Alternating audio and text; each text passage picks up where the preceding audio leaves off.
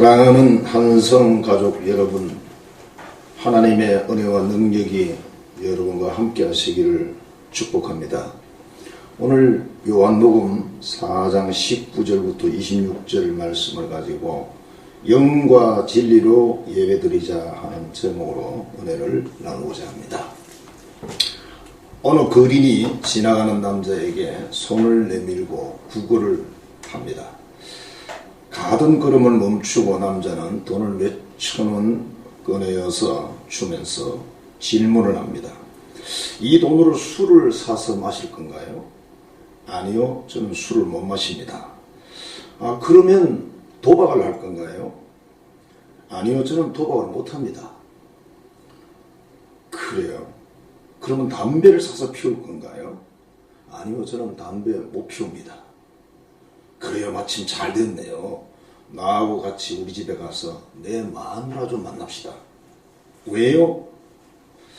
마누라에게 술도 안 마시고 도박도 안 하고 담배도 안 피우면 어떻게 되는지 보여주려고요. 팔이 안으로 굽는다는 말이 있습니다. 그런데 팔은 왜 안으로만 굽을까? 물론 안으로 굽는 팔에게 시비를 거는 것은 아닙니다. 그런데 이 속담의 의미는 이기심을 경계하라는 것입니다. 오늘의 말씀에는 사마리아에서 거주하는 한 여성이 등장을 합니다. 예수님은 이 여인과 많은 대화를 합니다. 사실 우리나라의 과거에는 남녀 7세 부동석이라는 말이 있었습니다. 7살만 되면 남자와 여자는 같은 자리에 앉아있으면 안 된다는 의미인데, 예수님이 오늘 이 내용을 보면 그보다 훨씬 오래전에 정말 남자와 여자가 만나기 어려운 그런 환경에서, 그것도 유대인 남자와 사마리아 여자의 우물가의 만남, 마치 그림 한 장처럼 그렇게 생각이 됩니다. 더구나 예수님은 하나님의 아들이고 구세주이며 유대인이고 남자이고, 이 여인은 사마리아인이며 삶이 깔끔하지 않은 여자입니다. 참 어울리지 않는 조합입니다. 그러나 예수님은 대화의 결론을 이렇게 맺습니다. 내가 메시아다. 나를 믿어라. 하나님은 지금도 진실하고 참되게 예배하는 사람을 찾으신다.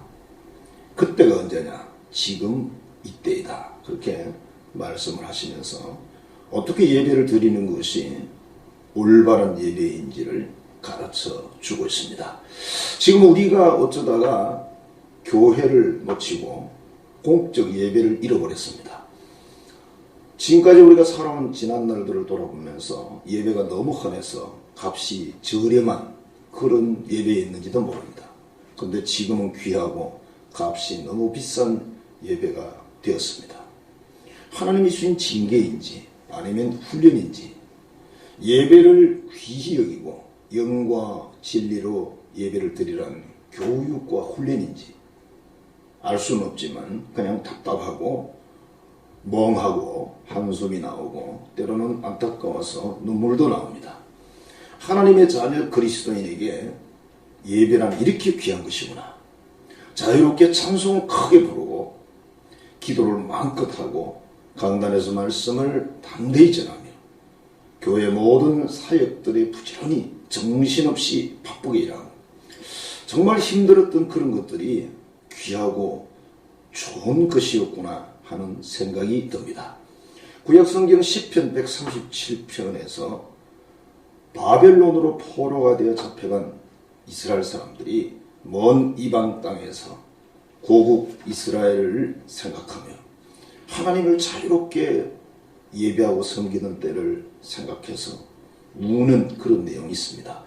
시편 137편 1절에 2절을 보면 우리가 바벨론의 여러 강변 거기에 앉아서 시온을 기억하며 울었도다. 그 중에 버드나무에 우리가 우리의 수금을 걸었나니 라고 기록하고 있습니다. 바벨론 사람들이 이렇게 말합니다. 야, 그 수금이 있으니까 노래 한번 불러봐 라고 요청을 했지만, 이스라엘 사람들은 말합니다. 어떻게 우리가 여기서 하나님을 향한 노래를 부를 수가 있겠는가? 못하겠다. 라며 거절을 합니다. 정말 하나님을 예배하는 것이 얼마나 소중하고 귀한 것이었는지 그들은 뒤늦게 알고 울었다고 기록이 됩니다. 자, 그러면 예배는 얼마나 정말 귀한 것인가? 영국의 청교도들이 신앙의 자유를 찾아서 1620년 9월에 102명이 메이플라워를 타고 66일간 항해를 하여 대서양을 건너서 미국에 도착하게 됩니다. 102명 중 항해 중에 45명이 또 여러 가지 이유로 배고픔과 질병, 추위 등으로 또 도착해서 살아가는 삶 속에서 생명을 잃어버렸습니다. 미국이라는 나라가 건국되고 나서 초대 대통령 조지 워싱턴이 그 날을 국경일로 정하고 16대 대통령 에이브러햄 링컨이 추수감사절로 선포해서 지금 미국 사람들이 추수감사절로 지키는 그런 날이기도 합니다. 청교도들은 알았습니다. 신앙의 자유가 얼마나 귀한 것인지 자신이 소유한 모든 것을 버리고 미지의 땅, 생명까지 요구하는 그 땅으로 간 것입니다. 102명 중 45명이 사망을 했습니다. 거의 절반 정도가 생명을 바치면서 신앙의 자유를 얻기 위해서 도전을 한 것입니다. 저는 1970년경 신앙생활을 시작을 해서 약 41년 동안 예배를 드렸고 예배는 항상 드릴 수 있는 자유로운 것이라고 생각을 했습니다. 때로는 그래서 예배가 게으름을 부리기도 하고 근성근성으로 드리기도 하고 때로는 습관적으로 예배를 드리기도 하고 어떤 때는 불평하면서 드린 것이 예배였습니다. 뭐 하나님을 위한다거나 하나님께 드린다거나 그다지 뭐 대단한 의미나 목표가 항상 세워져 온 것도 아니었습니다. 고향의 모 교회를 생각해 보면 제가 교회를 나가기 이전에 초대교회를 표현할 수 있겠는데 예배당도 없고 아무것도 없어서 약 4km 거리에 있는 맨 소재지의 교회가 있었는데 두세 가정 정도의 그 교인들이 그 교회를 다녔습니다. 걸어서 4km를 가서 또 걸어서 4km를 집에 와야 되는 차도 없는 그런 세월이었습니다. 중간중간에 또 물이 있는데 다리가 없어서 신발도 벗고 양말도 벗고 또 바지도 걷어 올려서 물을 건너서 가고 집으로 오고 이렇게 한 것을 듣고 또 알기도 했습니다. 여름은 또 할만한지 모르겠지만 여름은 또 비가 많이 오는 데가 있고 겨울은 너무 춥습니다. 그래서 물도 너무 차갑고 때로는 얼음도 있고 그 찬물에 발을 빼고 무릎을 꿇고 건너가고 건너와야 되는 그런 상황에서도 정말 하나님을 예배하겠다고 오고 가는 신앙의 선배들을 저는 기억을 하고 있습니다. 만일 부흥회를 하면 매일 가야 되는데 아침에 가서 저녁 집회 마치고 집으로 오려고 하면 전기가 없는 그 시절에 얼마나 길이 깜깜하고 또 무섭고 어려운지 그 길을 걸어서 오면서 찬송도 부르고 이렇게 하곤 했다고 합니다. 어떤 경우는 또 3, 4일 아예 그곳에서 먹고 자면서 부흥회에 참석하기도 했습니다. 지금 북한의 지하 교인들은 숨을 죽이고 찬송을 부르고 김일성을 찬양하는 그 곡조에 맞추어서 가사를 바꾸어서 찬송가를 부른다고 합니다. 밖에서 들으면 김일성을 찬양하는 줄 안다는 것입니다. 성경책이 없어서 쪽복음 말하자면 마태, 마가 이렇게 잘라서 하는 것을 쪽복음이라고 하는데 그런 거 하나만 봐도 엄청난 거고 만일 신구약 전권이 있다면 그는 기독교인 재벌이라고 말할 수가 있습니다. 그렇게 귀한 것이 북한에서는 성경이라고 말합니다. 가수였던 최진이라는 분이 우린 너무 쉽게 헤어졌어요 라는 그런 제목의 노래를 불러서 히트를 했는데요. 그 가사를 이렇게 보면 떠나가버린 그대 때문에 내 모습이 야위어 가요. 아무에게도 말을 못하고 남모르게 가슴 아파요. 그리고 반복되는 구절이 우린 너무 쉽게 헤어졌어요. 우린 너무 쉽게 헤어졌어요. 그런 가사가 있습니다. 그리스도인이며 하나님의 자녀이고 천국의 백성된 우리는 하나님께 드리는 예배를 너무 쉽게 생각한 것은 아닌지, 너무 가볍고 흔한 것으로 생각한 것은 아닌지 지금 이 상황 속에서 돌아보게 됩니다. 우리는 마치 하나님이 우리 예배가 너무 배고파서 목을 길게 빼고 명절에 도시에서 고향을 찾아오는 자식을 기다리시듯이 하시는 그런 분으로 생각하는 것은 아니지요. 반대로 지금 우리의 상황이 너무 답답한 이유는 무엇일까요? 하나님을 섬기고 하나님께 드린다는 이 예배가 어떻게 보면 하나님을 위함이 아니라 나와 너 우리를 위하여 주신 하나님의 선물이구나 하는 그런 생각을 또 해봅니다. 찬송을 마음껏 부를 수 있는 것이 선물이고 기도를 마음껏 할 수 있는 것이 선물이고 말씀을 마음껏 들을 수 있고 선포할 수 있는 것도 선물이고 헌신하고 사역하며 여러 가지 직분들을 맡아 수고하는 것도 우리에게 하나님 주신 선물이구나. 우리가 가족을 위한 책임이나 나라를 위한 책임 전부가 사실은 알고 보면 하나님이 주신 선물이구나 하는 생각을 하게 됩니다. 멋지고 화려한 예배당 건물들이 많이 있지만 그게 지금 와서 무슨 소용이 되겠습니까? 교회 안에 온갖 조직과 좋은 도구들을 다 준비해 놓았지만 지금은 있으나 마나는 무용지물이 되고 말았습니다. 교회를 세우신 하나님 은혜가 귀하고 목회자를 세우신 하나님 은혜가 귀하고 함께 신앙생활하는 교우들이 귀하고 이 모든 것을 자유롭게 할 수 있는 이 자유가 너무 귀합니다. 하나님 몰랐습니다. 정말 회개합니다. 지금 우리가 이런 현장에 서 있습니다. 그래서 하나님 감사합니다. 하나님을 찬양합니다. 이렇게 정말 간절하게 드리고 싶은 마음입니다. 자, 예배는 하나님께서 오늘 본문에서 예수님을 통하여 이렇게 말씀하십니다. 영과 진리로 예배를 드리라. 성경에 보면 신령과 진리로 또는 영적인 진실한 예배로 또는 성령과 정직의 예배로 이렇게 드리라고 말씀을 하십니다. 그러니까 다 모으면 하나님의 영으로 또 우리의 진실을 다해서 예배를 드려야 된다. 그렇게 예수님이 말씀하신 것입니다. 로마서 12장 1절에 보면 너희 몸을 하나님이 기뻐하시는 거룩한 산 제물로 드리라. 이는 너희가 드릴 영적 예배니라. 그렇게 말씀을 하십니다. 시편 66편 1절에서 2절에서는 온 땅이여 하나님께 즐거운 소리를 내일지어다. 그의 이름의 영광을 찬양하고 영화롭게 찬송할지어다. 그렇게 말씀을 하십니다.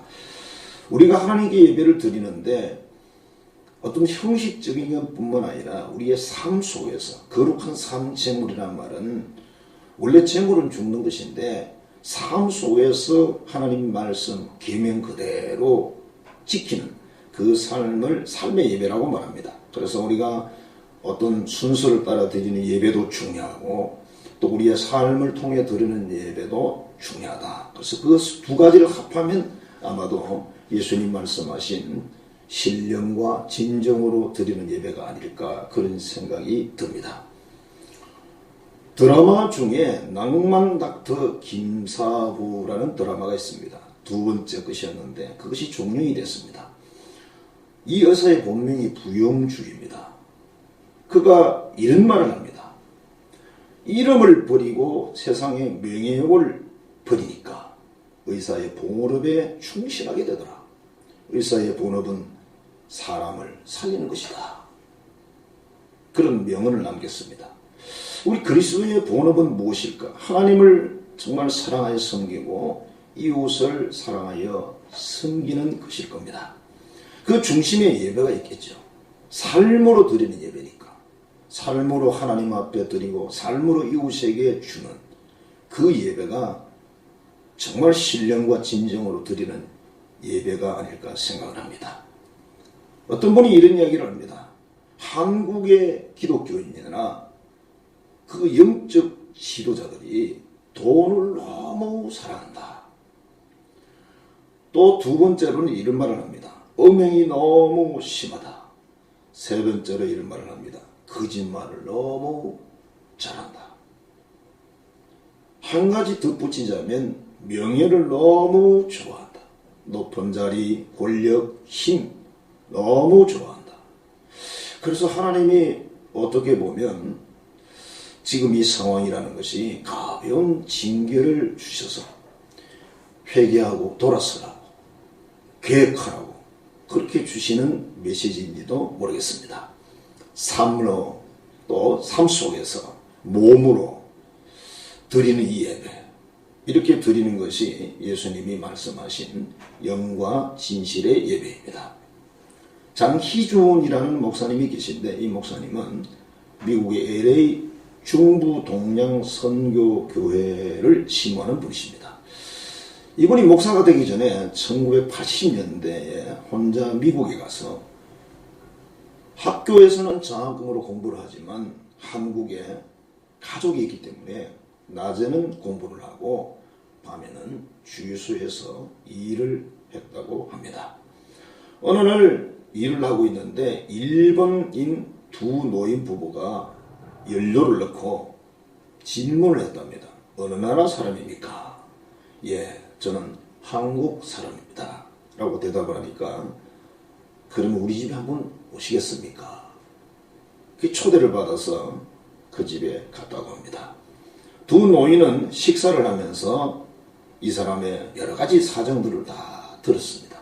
듣고 정말 참 좋은 일을 해 주었는데 가족들이 이민 초청을 받을 수 있도록 재정 보증을 서 주었다고 합니다.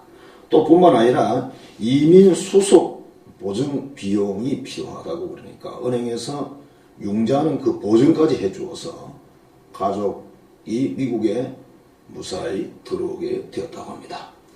그리고 당장 가족들이 함께 살 곳이 없어서 걱정을 하니까 그 노인들이 사는 집에 빈 방이 있으니까 방 하나를 드릴 테니까 거기서 사십시오 해서 빈 방에 같이 살게 되었다고 합니다. 얼마 후 생활이 안정이 되어서 거처를 마련하여 그 집에서 나왔고 항상 그 일들이 너무 고마워서 잊어버리지 않고 명절에도 찾아가고 생일이면 꼭 찾아뵙고 인사를 드렸다고 합니다. 어느 날 그 노인의 아들이 연락이 와서 찾아갔는데 노인이 병원에 입원을 했다고 했습니다. 그래서 병원에 들어가서 그 영감님을 문안을 하고 병실에서 나오는데 그 아들이 하는 말이 다시 연락하기 전에는 오지 마세요. 그렇게 말을 했다고 합니다. 근데 며칠 후에 연락이 또 왔는데 영감님이 세상을 떠났습니다. 그래서 조문을 하고 집으로 돌아왔다고 합니다. 그리고 몇 달이 지났는데 어느 변호사 사무실에서 사무실 좀 나오세요 하는 연락이 와서 아무 영문도 모르고 사무실을 갔는데 그 영감님이 이 분과 그 부인에게 각각 25만 달러씩 상속을 했는데 문서에 서명만 하세요. 그렇게 말을 했다고 합니다. 1980년대니까 25만 달러면 그때 당시 돈으로 하면 약 3억 원 정도, 부부니까 약 6억 정도를 상속을 해 주는 건데요. 지금의 가치로 환산을 해보면 30억에서 40억 정도의 엄청난 돈을 이 부부에게 상속한다고 서명만 하라고 그렇게 말을 했습니다. 근데 문제가 있습니다. 만일 이 유산을 상속하게 되면 돌아가신 그 노인의 신주를 모셔야 되고 일본의 전통에 따라서 제사를 드려야 됩니다. 이게 하나의 조건이었습니다. 그래서 이분은 이런 지하에 거절을 했습니다. 돈이 30억에서 40억 원이라는 돈입니다. 할머니는 눈물을 흘리면서 이분들에게 간청을 했답니다. 내가 자식들과 같이 의논해서 심사숙고했습니다. 제발 이것 좀 받아주세요. 그렇게 간청을 했지만 이분은 칼로 자르듯이 잘라버렸다고 합니다. 왜냐하면 우상 숭배하지 마라. 하나님 말씀이 있기 때문이죠. 근데 그는 당시에 신학교도 아직 가지 않은 그냥 그리스도인 평신도였습니다. 이것이 그의 신앙의 기상이고 무시기도 합니다. 마태복음 6장 24절에 너희가 하나님과 재물을 겸하여 섬기지 못하느니라 하는 말씀이 있습니다. 우리 그리스도인에게서는 천국과 이 세상 둘 다 가질 수는 없습니다. 어느 한쪽을 포기해야 된다는 것입니다. 삶의 예배가 도대체 무엇일까요? 바로 이런 어떤 상황에서 결단내리는 것이 진정한 의미의 삶의 예배입니다. 지금 우리 앞에 놓여진 현실은 무엇입니까? 하나님은 왜 이런 상황에 당신의 사랑하는 자녀들을 던져 넣었을까요? 시험일까요? 유혹일까요? 아니면 어떤 연유가 있든지 우리는 하나님께 좋은 점수를 받아야 됩니다. 어떤 상황이나 환경에서도 참된 예배를 하나님께 드려야 된다는 그 신앙의 삶, 긍지, 자부심을 꼭 지켜야 한다는 것입니다. 공적으로 드리는 예배, 말하자면 모여서 같이 드리는 예배를 공예배라고 합니다. 공적이 예배가 아니고 인터넷이나 유튜브 예배가 괜찮다고 하지만 괜찮은 것이 아닙니다. 뭐가 괜찮습니까? 그렇게 말하는 사람들을 보면서 그냥 입이나 닫고 있으면 좋겠다. 그런 생각이 들었습니다. 우리가 하나님께 드리는 이 예배가 특권인 줄을 몰랐습니다. 근데 이 예배가 얼마나 귀한지를 우리는 이제 인식하게 됐습니다. 이게 우리에게 주신 하나님의 선물이구나 하는 결론을 얻게 됐습니다. 또한 우리가 하나님께 드리는 이 예배는 영혼도 정말 또 진실도 함께 담아서 드려야 된다는 것을 압니다. 또 몸이나 삶으로 드리는 예배가 정말 하나님이 기뻐하시는 예배구나 하는 그 말씀을 우리가 기억하면서 정말 이런 어려운 여러 상황 속에서 하나님 앞에 우리가 어떤 형편이든지 어떤 수단이나 방법을 통해서든지 진정한 예배를 드려서 좋은 점수를 받는 우리 한성교회 가족 여러분이 되시기를 주의 이름으로 축복합니다. 기도하겠습니다. 하나님